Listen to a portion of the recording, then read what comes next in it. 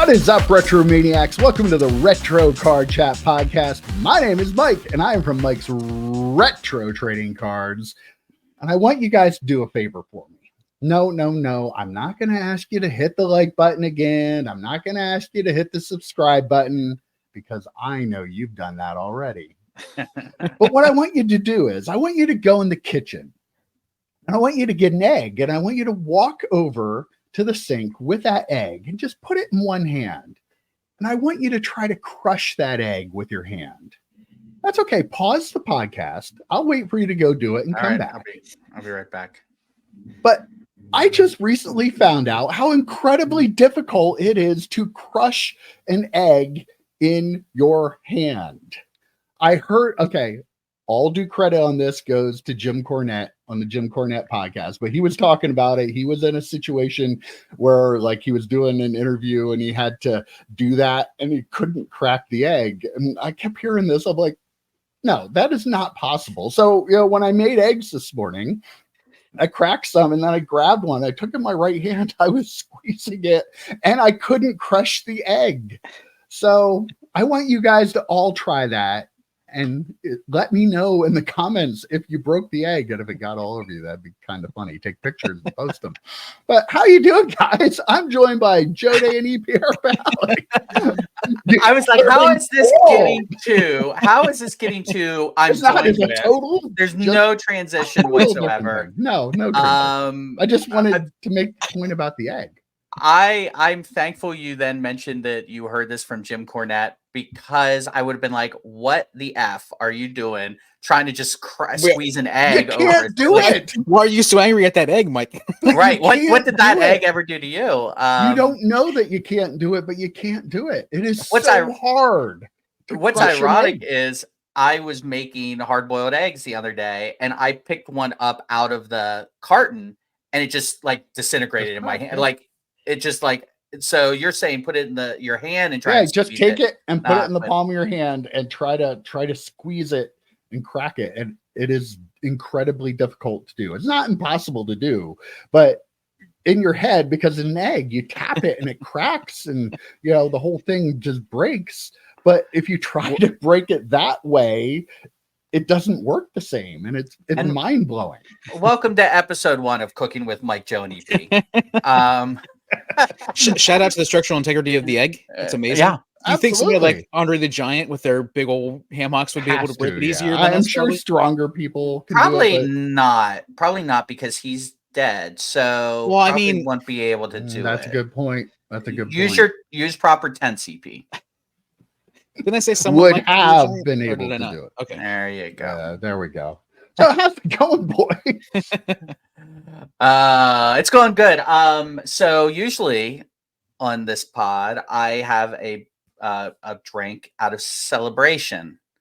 Now I'm going to have a drink out of sadness. Yeah, Pitt got their asses whipped by SMU. The only saving grace this past Saturday was that Penn State also lost, so that made me feel great. Which I'm sure EP might talk about a little bit. But yeah, so I'm going to have I got to get through the Bloody Mary stuff. I got to get through the mix that's been in my fridge. Don't worry, I have some olives for a little bit later. But before we get started, hold on. Okay. That was good. Okay. Nice long drink for the audio listener. Yeah. They know what I'm doing. So I did a little bit of a fun experiment. Okay. I'm one of those people who with an egg? No eggs. No eggs. But I'm going to do that after the pod. That'll be my base. Maybe I'll record it. I say we all. Do you have eggs, EP, at your house? I do. Do you have food in your fridge? I do. All right. So we'll all record trying to. And don't. What do they call it in wrestling, Mike? Don't. When they cut the table a little bit, don't not engineer the work it. Work it. Yeah. Don't work the egg beforehand. It needs to be a real egg.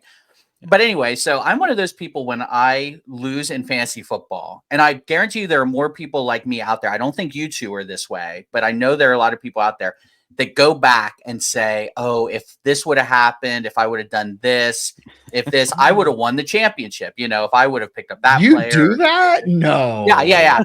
Constantly. Right. I did something very similar with cards this week. Hmm. So the last few months in various different programs I've been talking about, and we actually did a B show. Go check that one out. Or Wednesday show. I don't think we call it the B show on. Yeah, we call it the pulling back the Wednesday curtain. show, Sorry, it's a yeah. Wednesday show. On the Wednesday show, we had talked about restarting our collections and what that would have looked like if we did something differently back when we started. And one of mine was I would have gotten more into non-sports and specifically Star Trek. So I'm doing this Patrick Stewart collection, which I completed. Thank you. Shout out to Troy Dufffish for getting me the last auto I needed at the Philly non-sports card show.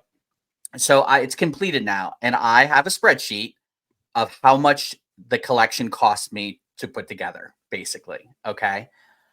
What I did was I went back in time using TerraPeak to see how much extra money I spent by waiting to start that collection instead of starting it when I probably should have back in 2021.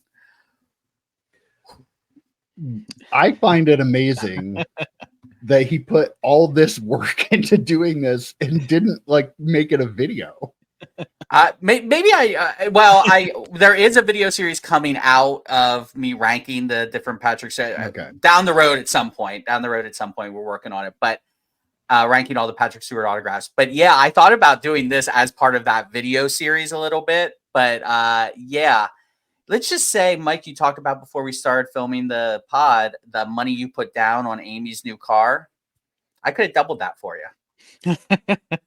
That is the difference in value. So kids out there, if you're like, oh, should I buy this? Should I not? Maybe check what things were a couple of years prior and, and maybe gauge a little bit there. It's crazy. The boom hit Star Trek cards so much later than everything else. Mm-hmm. Like it started with sports. I think it started with basketball specifically, right? When the boom really started. Started with basketball, then it started with the rest of the sports, and it started moving to non-sports, got to the Marvel stuff, and then it got to Star Trek cards eventually down the road. So we're in the Star Trek boom right now where we're seeing the highest prices. What's the next thing?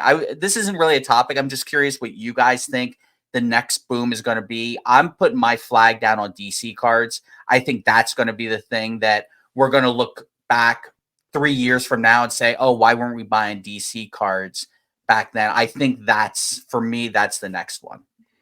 I'm like, if I want to say like hyper specific, I might say X-Men. Next year's 25th anniversary. Marvel kind of has the license and they're kind of like hinting toward it with some of their stuff. And so I wouldn't be surprised if like X-Men, if they don't bring back the movie for 25th anniversary showing in theaters. So I feel like the X-Men might get a little bit of a nostalgia bump going into next year.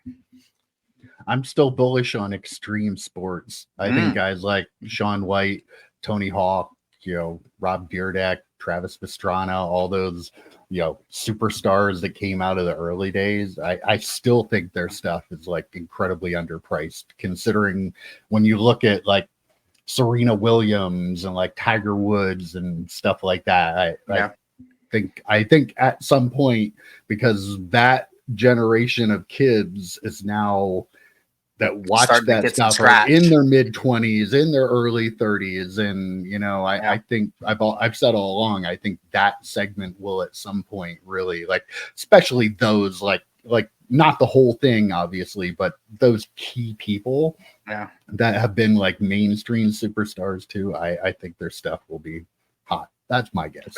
But then it expands beyond the mainstream in a lot of cases. Like the mainstream starts it, and then it just expands past that. Like, oh, remember when that guy did that one thing? Like, so I could see it going beyond just that. That's how it starts, but then it starts to bubble out. And then, people aren't just collecting the Michael Jordan PMG. They're like, I need that Kerry Kittles PMG to complete the set kind of thing. So I wouldn't be surprised if, it kind of balloons out further. I think one of the lessons for you, Joe, from that thing, one of the lessons for the people would be, if you see something that's a good price and you want to start collecting it, don't say, "Oh, I'll get to it eventually." Just looking at the price, saying, "Oh, just do it." Yeah. Just do it. That's a great advice that we've been starting to give here quite often. Just do it. But Joe, I want to know: is there a possible spin-off channel coming? Star Trek Investor? I mean, I think the Star Trek Investor channel could do really well. STCI, right? Yeah. Yep. Mm-hmm. Yeah. card investor. Okay, yeah. No, there's actually some really cool. I'm not. No. To answer your question, no, there is not a spinoff channel. But I will say it is wild to me. As big, I know you guys aren't Star Trek fans at all, but like the Star Trek fandom is pretty big. It's surprising to me that there isn't more stuff out there in the collectible space. Like there's a really great channel called Look at My Star Trek Toys, and it's got a good chunk of viewers and things like that, and I watch it. But like there's not that thing out there. There might be Star Wars. I haven't looked, but like it's weird, like these niche markets, they're not as popular on YouTube as you would think they are. And I haven't seen anyone doing Star Trek content. You'll see a box opening every now and again, but not really anything like we've done on the channel, the last 6 months or so. Yeah, there are quite a few Star Wars people out there. I would consider myself a Star Trek fan, although my fandom is like more specific. I don't really collect anything for it. Like, so I'm not quite as deep in. I would consider myself to be a fan though of the series and the concept of Star Trek in general. So what's new and exciting with you, EP? Well, as Joe alluded to, on Saturday I went to the Penn State game. I got invited, and how'd that work out for Penn State? They lost to Ohio State. Okay. Sorry, guys. There was somebody very excited. Driving Ohio State. I just drive by. Yeah, that was the OSU, baby. Celebrating with their big truck. But no, I actually got the opportunity. My seat was a single, so I wasn't sitting with anybody I knew. So I just wandered the stadium the entire time. Took a couple breaks and watched the game when I could. But I just wandered around, took some photos and stuff. And I actually, for the flyover, which I love the flyovers, I was in a spot where the planes did like a little dip and then took off, and so I could feel it on my chest. It was awesome. It was definitely a highlight of the experience. I had a few beverages as one does. I'm gonna have a beverage now as well, but I had a few beverages as you do on Saturdays when you're tailgating, and felt pretty good. Had a lot of fun hanging out with friends, like all of them Penn State fans and friends. So it was a good time. Was that you that got in the altercation with James Franklin at the end of the game? No, it wasn't me. I don't get an altercation. I wasn't sure. It kind of looked like you in the video, but I couldn't tell. Or before the game with Jason Kelsey, did you get in an altercation? I did not. That was not me either. I did. There was a couple people standing where I was standing when the plane flew over, and the dude that was next to me like turned to me and put out his fist and said "America," and I gave him a fist bump back. It was a cool interaction, a cool moment. So it was pretty fun. Unexpected. Definitely. It was unexpected for sure. I will say, so I watched College Game Day a little bit, which was at Happy Valley, and while they were doing some of their picks, the flyover was happening right as Pat McAfee was picking Pitt to beat SMU. So I knew it was doomed from the jump anyway. But so EP, I will be this coming Saturday going to pick Clemson. Oh, wow. So I will have quite a few beverages, and I don't have the snapback that you do. So hopefully I'll be good for the pod on Monday morning, obviously, because that's when we do this. But it's nothing like going to a college football game. It really is. We used to go, Mike and I don't think you ever went with us, EP, but Mike and I used to go with our buddy Dave. I think it was just the three of us, right? Did Kelly ever go with us? I don't think no. Yeah, I think it was just the three of us, and we would go down to when Pitt used to play Temple every year. Every other year they'd be in Philly, so we would drive to Philly and do that trip. We did that 2 or 3 times, I think, and we had a lot of fun. There's nothing like college football. Good atmosphere, great atmosphere, yeah. Amazing atmosphere all the time. And he hates college football uniform cards. So the fact that he's going to college uniform, like, were you yelling at the players? Where are your pro uniforms? Like, what exactly were you doing there? I wasn't yelling that. I can tell you that. No. Okay. All right. Hot take. I don't like college football. No. You don't? No. And if you want to see more hot takes, make sure you check out our Wednesday video this week. We're going to be giving you some hot takes about the hobby. That makes up for your terrible transition at the jump of this episode. It wasn't a transition. I was informing the viewership. I had to get that out there. People need to know this. Okay. I am a 55-year-old man that did not know that. And I feel left out. Learn something new every day. My life not knowing that. Yeah. Imagine how many eggs Mike would have tried to crush in those 55 years. Imagine how many eggs he's now destroyed. These eggs are not going to be able to be eaten because we're going to be trying to or lots of shells in them. Lots of shells in them when he's yeah. Whatever you have to do, right? Little texture, little crunch. Also, I do apologize to people. I did not get another video of can you make a profit ripping retail out this week. I was a little busy this week between getting cards out for my stack sale, and my wife and I had to go buy a new car, so you know how that goes. So yeah, I will be back hopefully next week because I have some newer product coming to.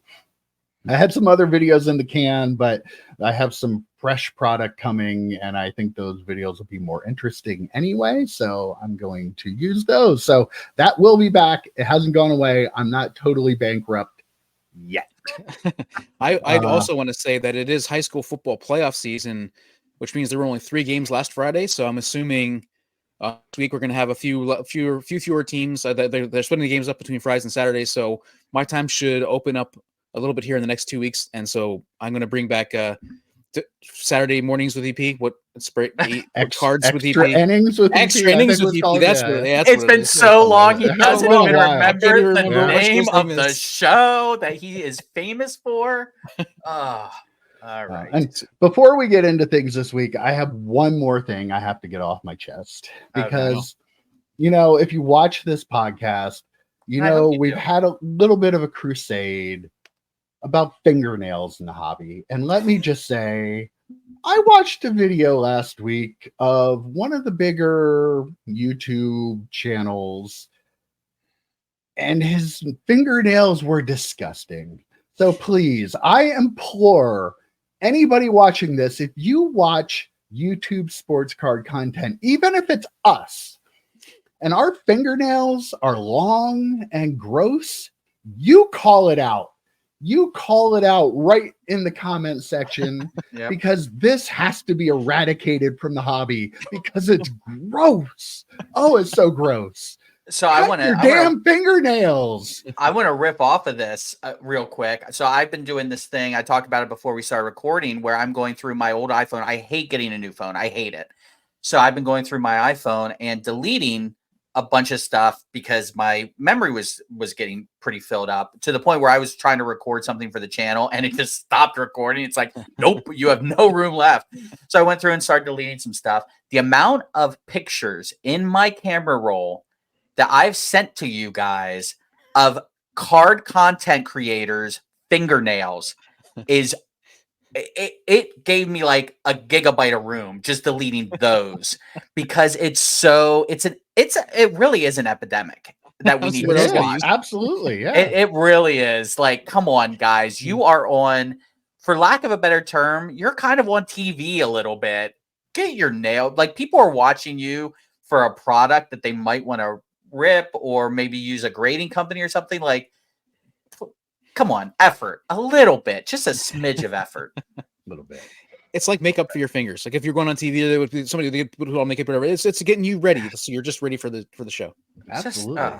It's to the point now where like if I get a little bit of white on mine and like I try to use my phone, I feel a little tap. Like my like thought of when my nails are long now is completely different than what it was before. Like I can't stand it now, and it have to be short all the time, and I feel like my fingers are like growing out. It's just so gross. Yeah. Cut your fingernails. Moral to the story. Yeah. Yep.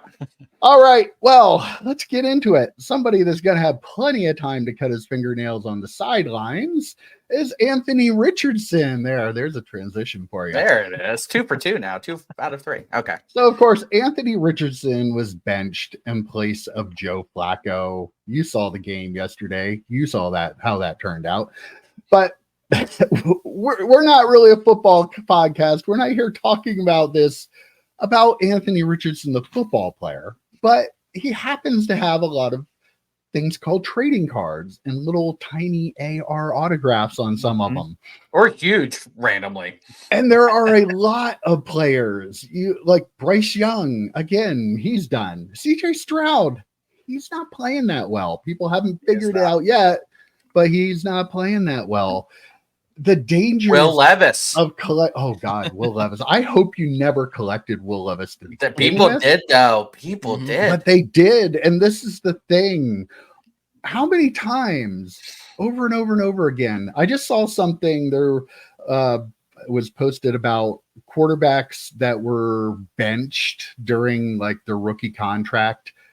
Like, I think Mitch Trubisky is the only one of them that ever went on to win a playoff game or something like that. So it's not a good omen. I mean, there's so many things in play here. I think it's a little ridiculous that NFL teams give up on guys. And there's another part of this discussion we'll have at the second half. But people, like, again, the fact that football cards in the hobby are all quarterback based and everybody's throwing money at quarterbacks and all these guys, let's face it, you have a 95% historic miss rate on these guys you're throwing money at just because they play quarterback in the NFL. Most of them don't end up being great football players. That's why they keep churning them until they can find one. And just another lesson. I saw that his Anthony Richardson's first National Treasures True RPA out of 99 sold for $2,025. And then one sold a couple days ago after the news of his benching for $635. 69% decrease. Nice. But I mean, like, how many times do we say you walk up and get punched in the face and then you walk back up and get punched in the face again? Collecting young quarterbacks in the NFL, like, why do we keep doing this? I want to know how many people are actually collecting young quarterbacks versus how many people are buying them to flip them. Yeah, they're not collecting. Right. There's always that. There's always that. Is there actually ever an end user in a lot of these cases? We don't know. But the point I was going to make is the amnesia, that the short-term amnesia that collectors have, collectors, investors, flippers, whatever you want to call them, have. So we're looking at the 2023 NFL draft when we're talking about Bryce Young and Stroud and Anthony Richardson, obviously, and Levis. All you have to do is go back 2 years. Like, you could say go back to 2022. Kenny Pickett was the only quarterback taken in 2022. He was a late first-round pick. And with the exception of me, I don't think many people expected much out of him. So, but go back to 2021. Trevor Lawrence, Zach Wilson, Trey Lance. The dude couldn't even be the backup for the Cowboys. And I'm missing someone. Justin Fields, who had a decent run here with the Steelers, but then got benched for Russell Wilson. And it wasn't even a question. As soon as Wilson was healthy, Fields was on the bench because he didn't look good. I was watching him play. I'm like, Kenny Pickett could have done all the stuff he just did. Those 5-yard slants. And then, of course, the poster child for this, Mac Jones, and how much his cards were going for. I forgot about Mac Jones. I literally forgot about him. Mac Jones is a backup to another quarterback on this list that I just named. Like right now. So it's really, really crazy when you think about it. And to Anthony Richard, to the CJ Stroud point you were making, Mike, if they were 3-6 and not 6-3 because they just have a great team, great head coach, great running game, everything, he would be. The targets would be getting to him. Mm-hmm. Like the targets of he's a failure would be getting to him. I remember, listen to us sound like old men, but I remember back in the day where quarterbacks sat for a year. Rookie quarterbacks were not always out. And I think it kind of started to change when Tim Couch got drafted in 99 because the Browns were just starting out. And they need to go. One of the quarterbacks who had one of the best, under the radar careers of any quarterback, Carson Palmer. He sat behind John Kitna for a year. And then he was consistently good for the rest of his career. I mean, with the exception of a stint with the Raiders, but come on, Randy Moss couldn't even be good on the Raiders. So, but people putting money into these quarterbacks is absolutely crazy. They keep getting, it's like the scene from Vegas Vacation. Why don't I just you hand me $500, we go back in the alley, I kick in the balls, and we call it a day. I mean, that's kind of how it feels with these cards. And I don't know why. And guess what will happen, Mike? A year from now, 2 years from now, 3 years from now, the amnesia will continue. Oh, they're doing it now, though. Yeah. Jaden Daniels? He's the one I actually think is decent, but we said that about Stroud last year, though, right? We said that about Stroud last year because Stroud seemed like he was going to be. I don't Yeah. know. I'm Yeah. not sold on Daniels this year. Yeah. He's super athletic and can run really well. But okay, is he Lamar Jackson? I don't think he is. I don't think Speaking he's of, that good. And Lamar Jackson, where are his cards? Like, how do people look at like he's not this upper level. He's not your, you're going to retire because you invested in Lamar Jackson. He's a great quarterback. Don't get me wrong. But I'm saying if he's at this level and people are kind of meh about him in the hobby, what's Jaden Daniels going to do? Is he going to be better? I don't think he is. arguably, real quick, EP, arguably the two just best NFL quarterbacks right now. I mean, Josh Allen is up there for sure, but arguably the two best are Lamar Jackson and Patrick Mahomes, who's having a down year, but he's the current GOAT right now, right? He's the current GOAT. Guess what they did for a year? Didn't play. They sat behind a starter. Ironically, Lamar sat behind Joe Flacco. So maybe when you bring Joe Flacco in, be like, okay, AR, why don't you sit for a year and watch Flacco? Yep. That's what Lamar Jackson did. We'll make you into the next Lamar Jackson, but you have to learn how to throw. And say what you will about Flacco, dude can throw. So like maybe learn behind him. And this is a real kick in the old sandbags for Panini, because he's their poster child right now. He's the only one that they can get autographs of. So those products have to be, those sealed products that he's getting rookies out of have to be plummeting. The stuff that Topps is doing, the motif, the composite, they have to be plummeting too, or they should be, because not only are they unlicensed, but none of the quarterbacks are worth crap. Yeah. Yeah, I mean, there's a lot of stuff that we've already talked about and going on. I think the collecting versus flipping thing is the big deal, right? Collect who you want to collect. If you like Ty Detmer, collect Ty Detmer cards. If you like Justin Herbert, collect his cards. But understand that if you're buying Justin Herbert cards, you're going to pay more, and you're probably going to pay more than you probably should. Like, so collect what you want. If you're looking at it from a flipping instead of a collecting perspective, like you're probably making bad choices buying all the quarterbacks this year. Maybe pick one and say, okay, well, I'll stick to this one guy and however it works out. But if you're trying to collect everybody every year, you're going to really get into big trouble with the quarterbacks. That's kind of epitomizes the hobby right now, I think, in a few ways. The amnesia, the going after the big card and then having that card be worth nothing in a year later. I think those are a couple of the really big points I want to talk about. And I think a lot of it too is the fact that people aren't collecting, and there's really no long term anymore. Like, people think that there's a long term. There's some poor sucker who's thinking long term that's always going to get hammered. He's always going to lose out. He's always going to lose money doing this, because the smart people know that you have a small window that a player is going to be hot, and you take advantage of that. Whatever you have, you sell it then, and you walk away from that player. You don't go back into him. That guy buying it thinking, oh, I'm going to get Anthony Richardson. I like him. He had some good games. I think, 20 years from now, there's no 20 years from now anymore in this hobby. Like, when we bought stuff, it was long term because stuff didn't shoot up and down quite like it does now. And but now it's all about how can I make money quickly before the window shuts and leave somebody else holding the bag. Yeah, because back in our day, it was like a $5 card turned into a $10 card when somebody had a big game or something like that. It doubled in price. Right. It did go from $10 to $20,000. Right. And that's why when you went through all of our old collections, that's why we had a lot of Tim Couch cards still in there. That's why we had a lot of Cade McNowns in there, because again, they're not shooting up in value to the point it's like, well, holy crap, I need to sell this because I'd be an idiot not to. Right. And two quick points I want to make. One, go all the way back to episode 1 of 3 cards.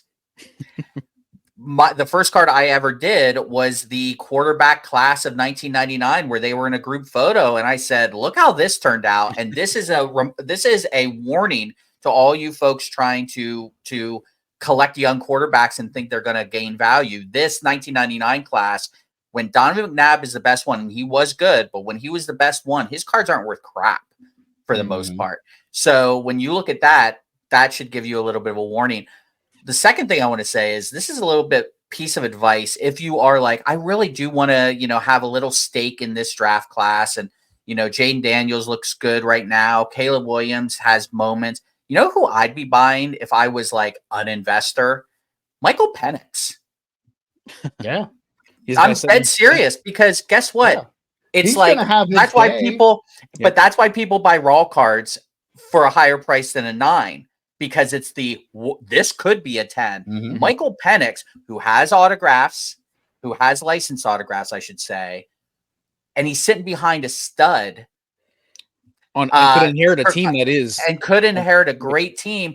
But it's always there could be a boat in this box mentality, Yeah. right? Like Mhm. there's no film on him saying he's good or bad or indifferent, but it's the hope that he could be. So if you want to buy someone probably pretty cheap, comparatively speaking, to the other quarterbacks we're talking about, I think it's Michael. Hell, I might go buy a Michael Penix. So I'm talking myself into it.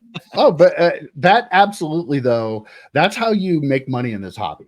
Because right now, if you buy his card, he's going to have his moment before he ever plays a game. Yep. And it's going to be the hype of he's going to be the starter this year, and he's taken over with this talent around him, and his cards are going to shoot. eBay. This has happened. Get on eBay right this now. Has happened all the way back into like the Mark Brunell days and the Doug Peterson when he was going to the Eagles. The best time to make money buying quarterbacks is to buy the guy who's going to start later next year, 2 years, and before they play, get rid of them. Yeah, don't take all that risk out. You will make money every time if you do it before they play. Did I just give like investor advice? You sure did. I got to be on the Sports Card Investor channel at this point, right?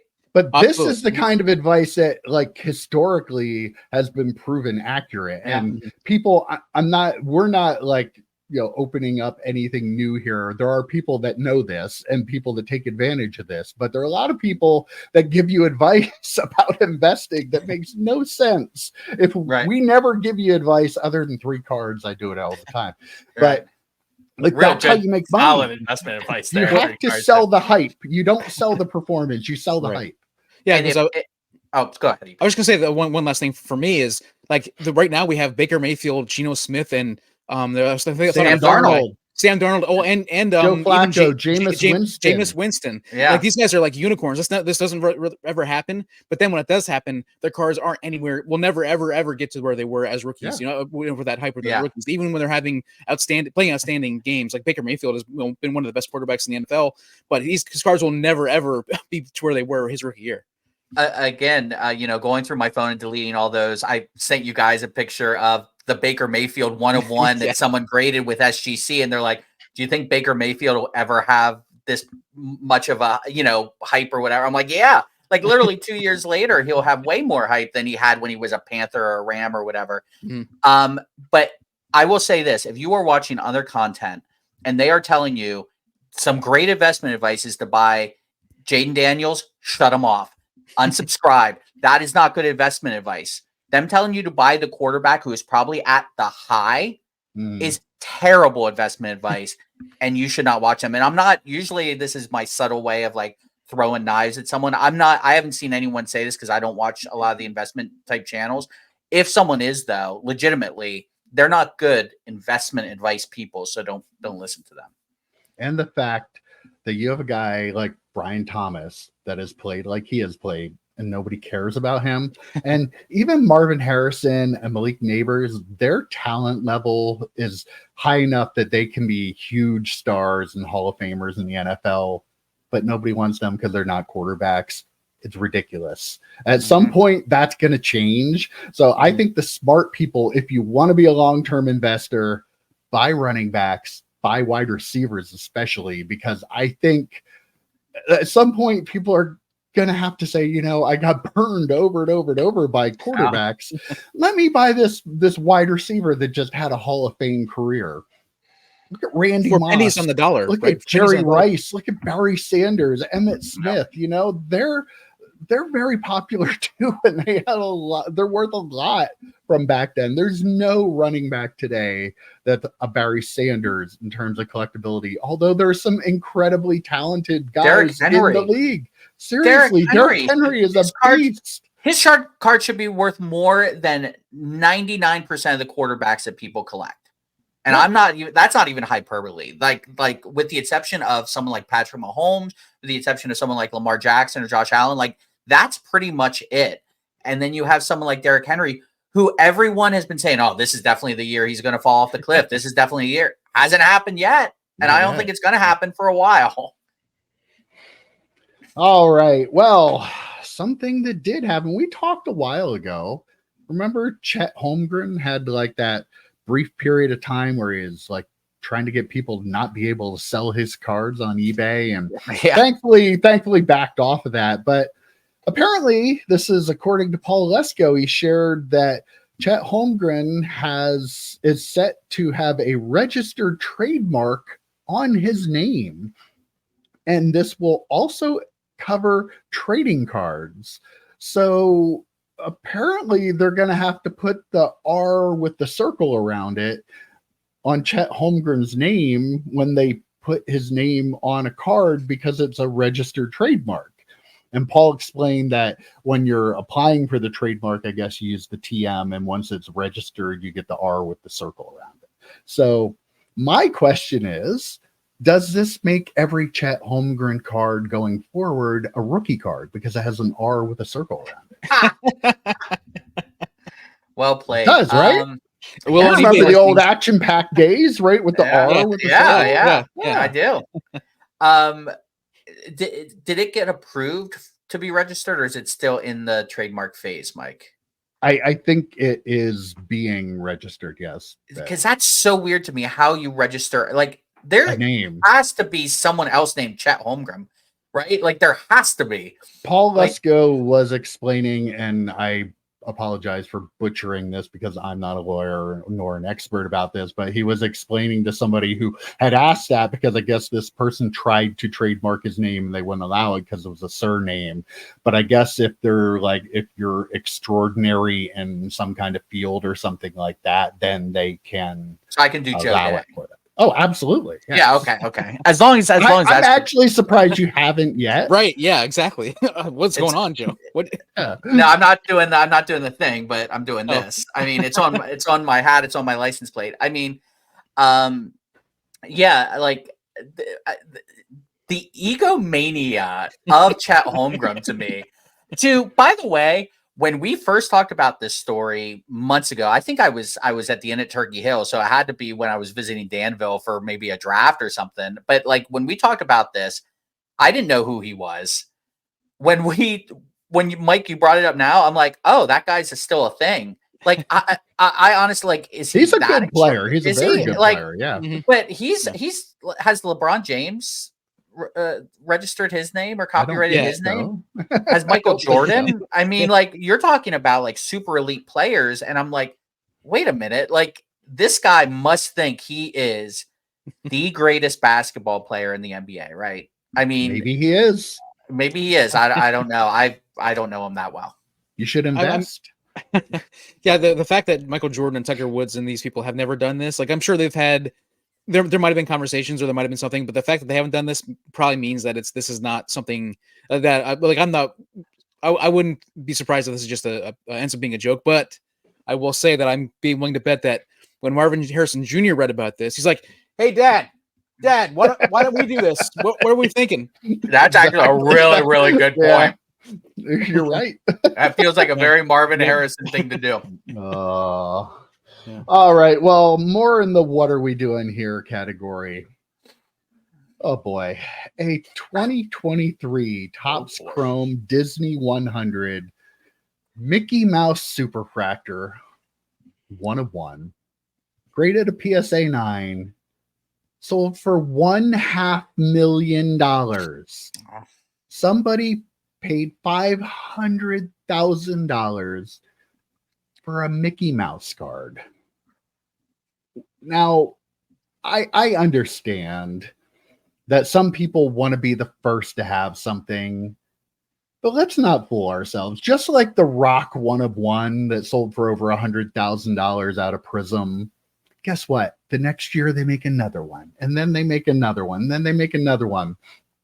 And I guarantee you that first one that sold for $106,000 would not even get half of that nowadays, probably even less.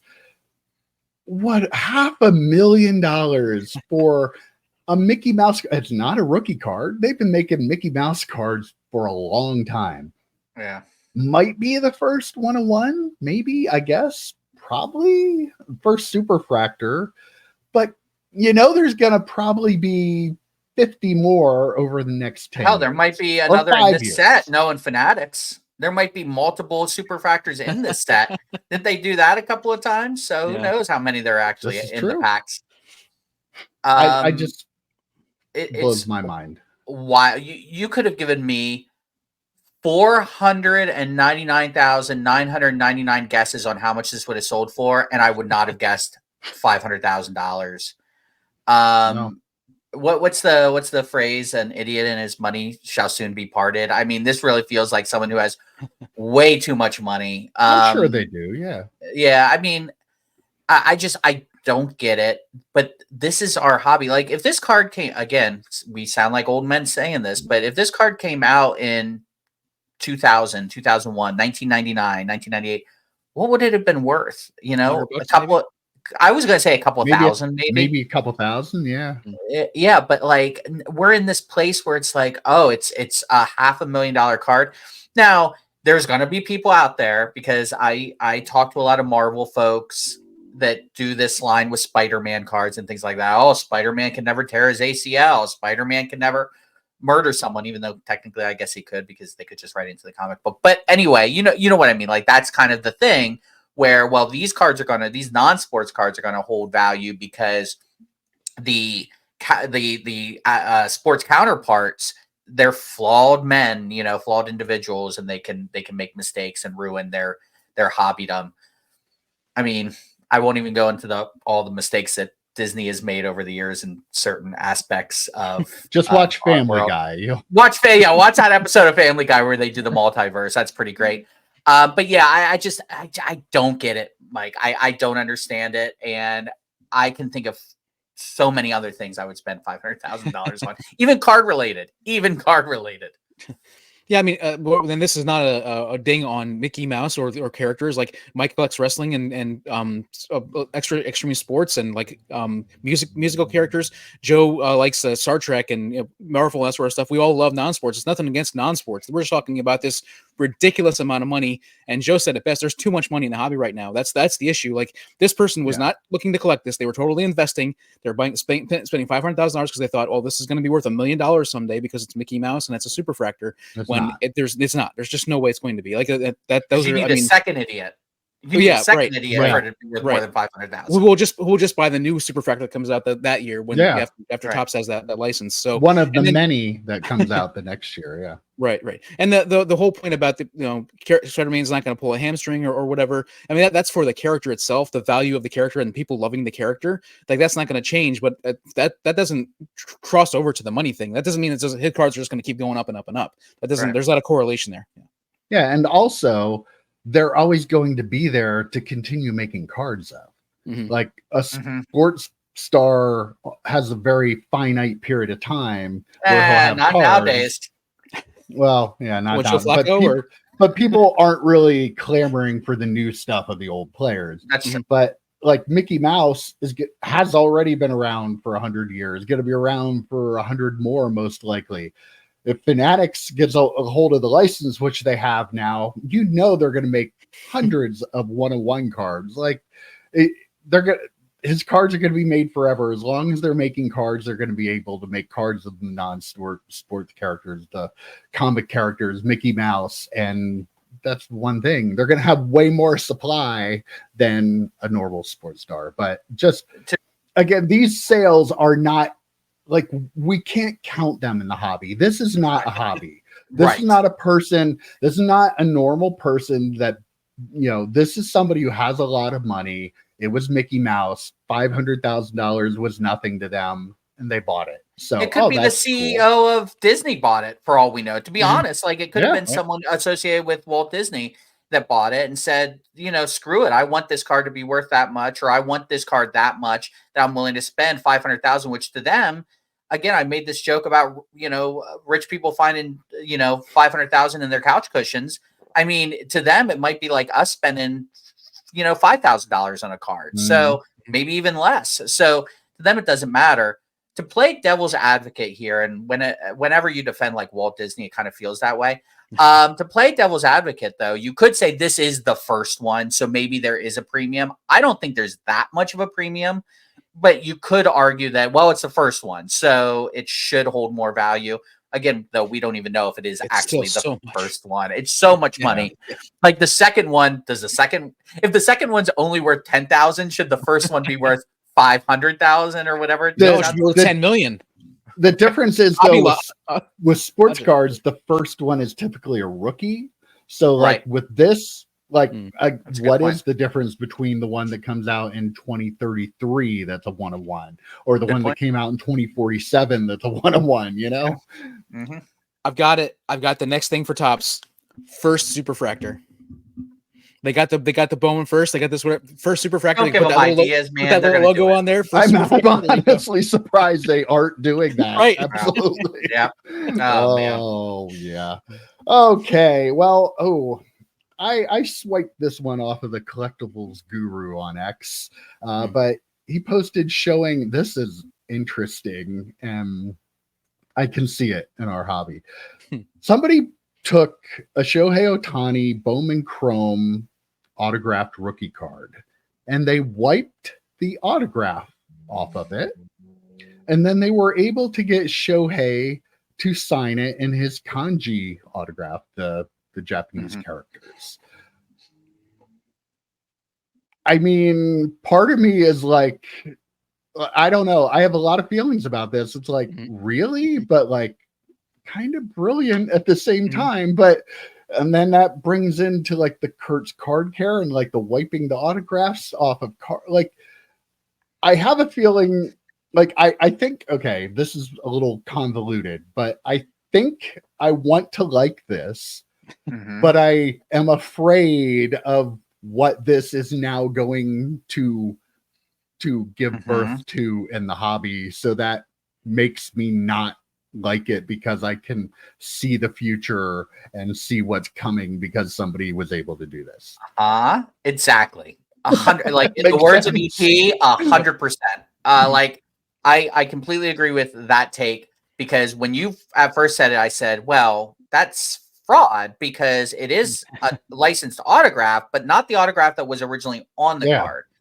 So that could be considered fraud if they sell it as, oh, this is an authorized autograph from, you said it was a Bowman card, or it was a Fanatics card.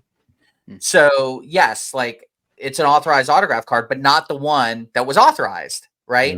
Because you could wipe this off, say Shohei put it in his kanji characters and didn't, and it says authorized. So yes, you could have video of this guy doing that with the card, with Shohei.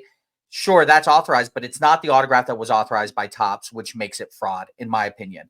If this is a collector who just wanted this card and thought it was awesome, and they're not selling it, and maybe it's they are a fan of him from Japan, maybe they are of Japanese descent, something, like there's a connection there, and this is what they want, it's awesome. I'm with you, Mike. I think it's cool.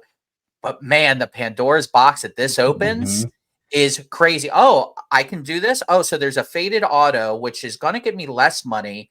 If I wipe it, clean it off, and go to a signing event and have this athlete sign it, then it's worth more money, right? Like, so, and not let anybody know I did, not let anyone know, right? So at least in this case, there's enough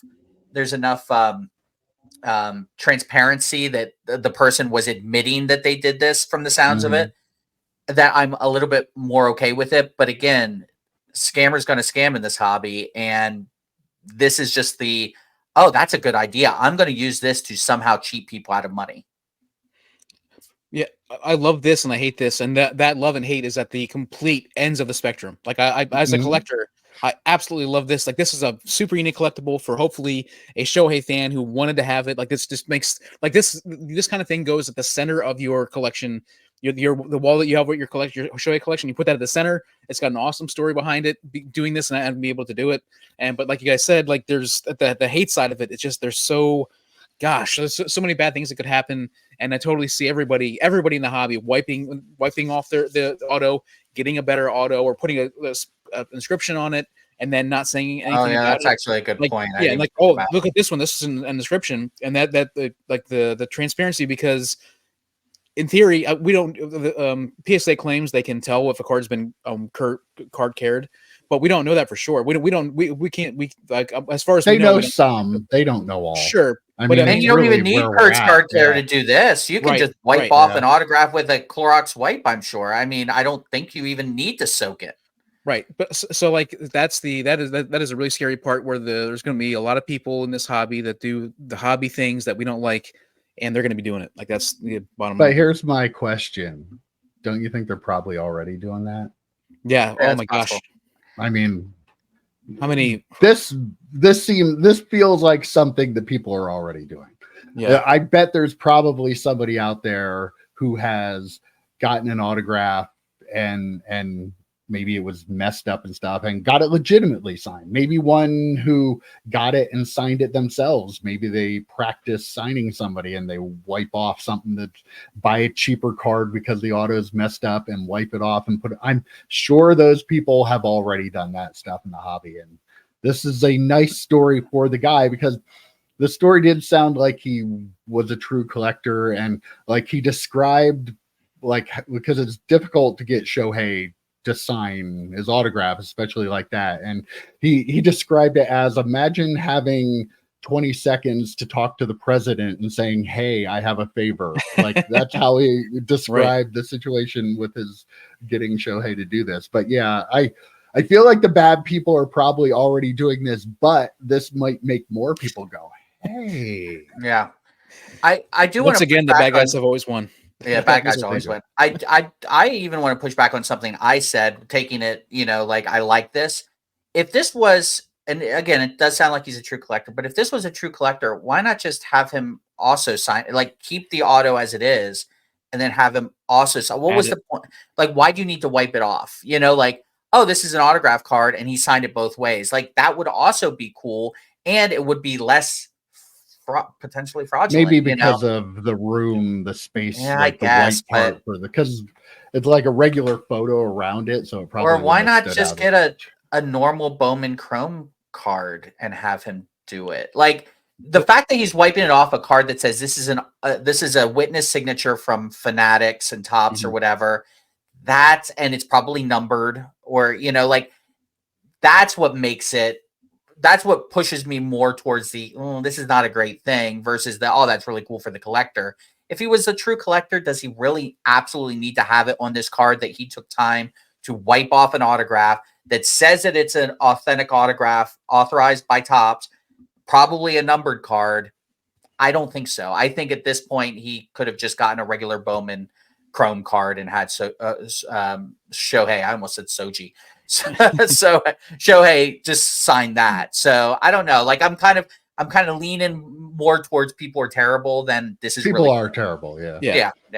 This is also another example here where not to be, I'm always the morbid one, it seems, but 100 years from now, that person's probably not going to own that card. And so like that's going to be in hands of the family or whatever, or hands of an estate sale person. They won't know about it. So this card, just like all the trim cards out there, everything like that are being circulated, all the fake cards that have been circulated for years and years. That's another one of those cards that's going to end up in the flow at some point, probably, and be sold, and people won't know the difference. And again, at that point, that becomes fraudulent, like Joe said. I need PSA to come out, and this is nothing to do with them. The story has nothing to do with PSA, but as the industry leader, I kind of want them to come out after. I'm sure they've seen this story. Nat Turner looks at a lot of content, and I'm sure he's seen this. I want them to come out and say, if this card was submitted to us, it would not be authenticated. Like, I need some proof that they would not say, oh, it's Soji. Why not?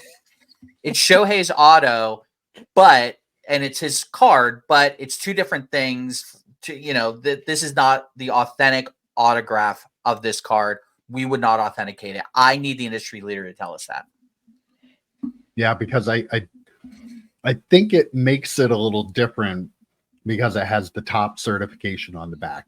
So I agree with you, because I don't think it would be right of any authentication company to authenticate that card because it doesn't match the back of the card that has an authentication on it. Like, you can't say this is not the authentic autograph that Topps is talking about, but it's an authentic in-person autograph on the card. Like, don't do that. I agree. But they can make money off it. Yep. Anyway, speaking of our old friends at PSA, did you see how many cards Victor Wembanyama now has graded? I did see it, so I don't want to guess, but I don't remember. I did see it, but I don't remember it. I also didn't see it. He is currently the 15th most graded card at PSA overall, and has had 430,000 cards graded so far in his rookie year. Remember when rookies didn't even have 430,000 cards their rookie year? But you know, like, that tells you, like, all the numbered cards are crap. Like, they're not real. Like, these numbers are not real. Like, if you see something out of 99, guess what? There's 1,000 different versions of that card out of 99, and so on and so on and so on. And I'm sure their base thrown in there too, for sure. But yeah, like, there is no actual scarcity in the card market today. Stop trying to fake yourself out and make yourself think that there is. I actually love grading. I love the challenge of it, and thinking maybe this will be a 10, especially with the stuff that we deal in, the 90s stuff, like looking at it, hoping to get a 10 out of it, thinking, oh, this card is a pristine card. I love that side of it, but also this is ridiculous, right? This is completely ridiculous. Like I wonder how many of those also were not 10s. You know what I mean? That they end up being 9s or 8s that, you know, are just going to end up in $5 boxes. In keeping with ridiculous, I also saw this little tidbit. The number of cards that PSA will have graded at the end of the year in 2024, if you stack them one on top of the other, okay, they will be enough to reach the peak of Mount Everest.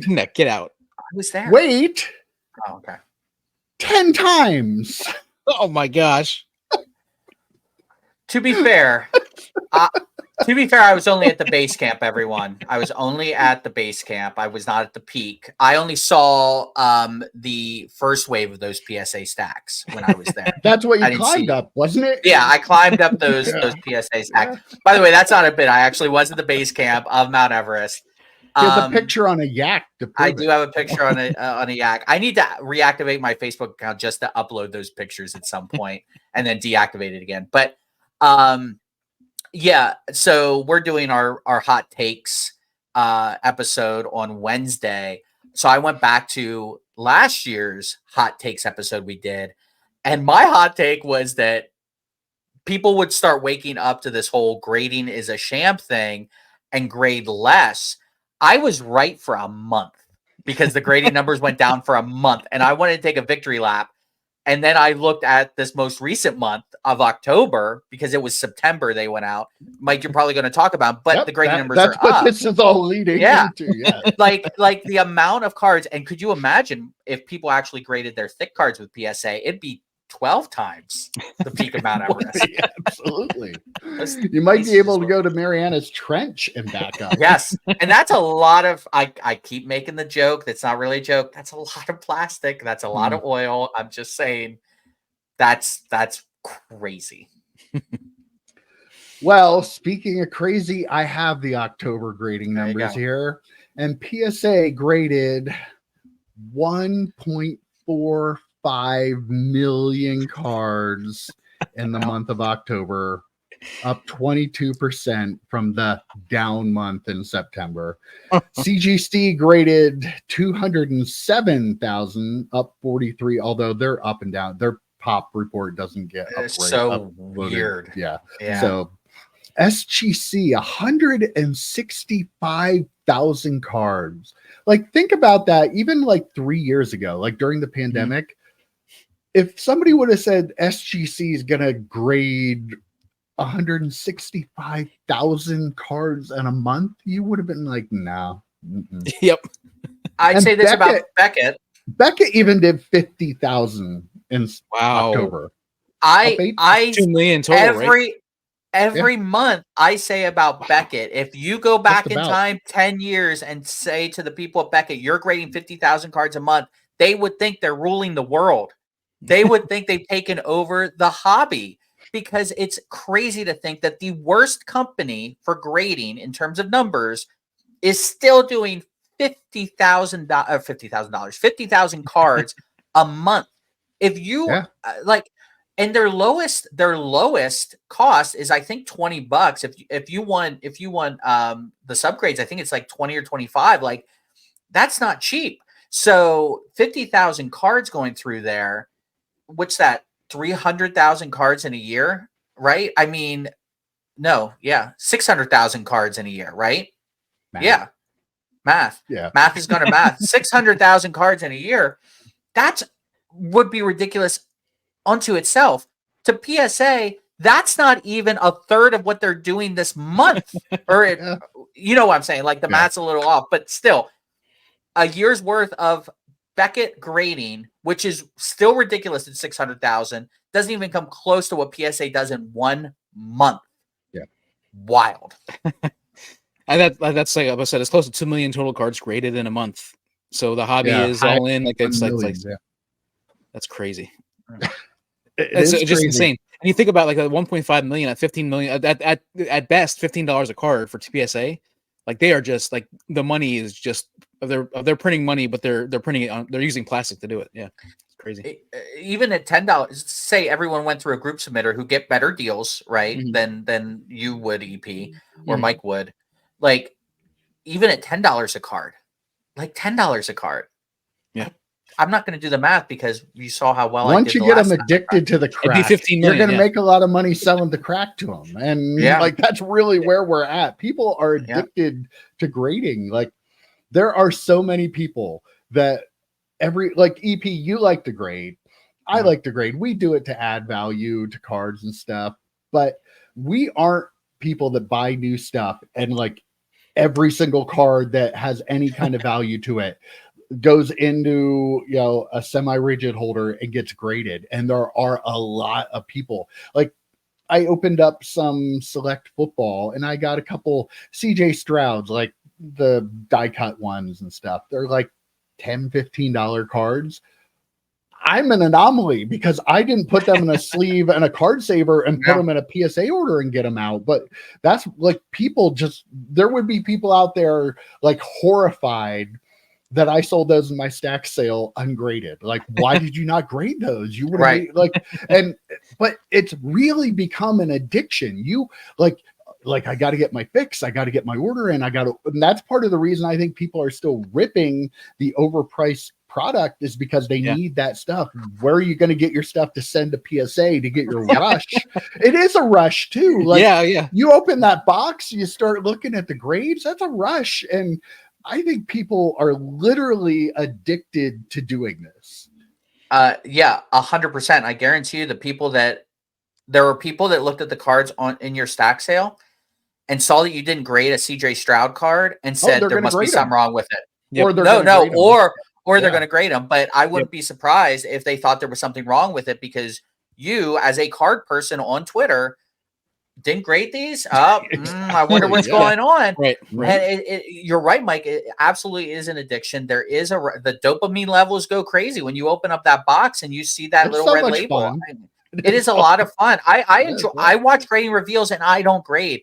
I consider Alico 3 appointment television when he drops a video, which is few and far between anymore, but it's great background noise. And I love like watching him hit a 10. I'm like, oh, and my dopamine levels from watching that go up. So I can just imagine how it is. I not getting back into grading anytime soon. I collect cards that generally aren't graded, so I'm cool with that. But like, I can understand why people do it, and they push that. They push that very, very well. Absolutely. Yeah, you guys hit it nail on the head on this one. I read a story this week or this previous week about how we're living in this like dopamine like almost an epidemic of dopamine, where we have these phones and they ding and that gives us a little bit of hit of dopamine, and then we're scrolling to get more likes and that sort of stuff, which is also dopamine. And our hobbies not immune to that. Like you guys said, like you're opening cards, like you hit a big card, like you're immediately thinking, well, unless you're a fan or a collector of that player, you're thinking, well, how much is this worth? And then should I get it graded? And that's just kind of how you think. And then when you see it looks like a 10, that's another hit of dopamine. Then you send it off, and the mailing it off is a little bit of a dopamine hit. And then you get the package back, and then you open it. It becomes a 10, and that's how you become addicted. Like the perfect way to put it. The addiction is it's a real thing. These numbers too, like I can't get over how crazy it is looking at the breakdown. PSA did 888,000 sports and 564,000 trading card game, but CGC are so lopsided. They're 31K sports and 175K trading card games. And then you have like the total opposite of that was SGC. They did 158,000 sports and 7,000 gaming cards. Like if they had become one company, that would have been a nice little you beat me to it. Yeah.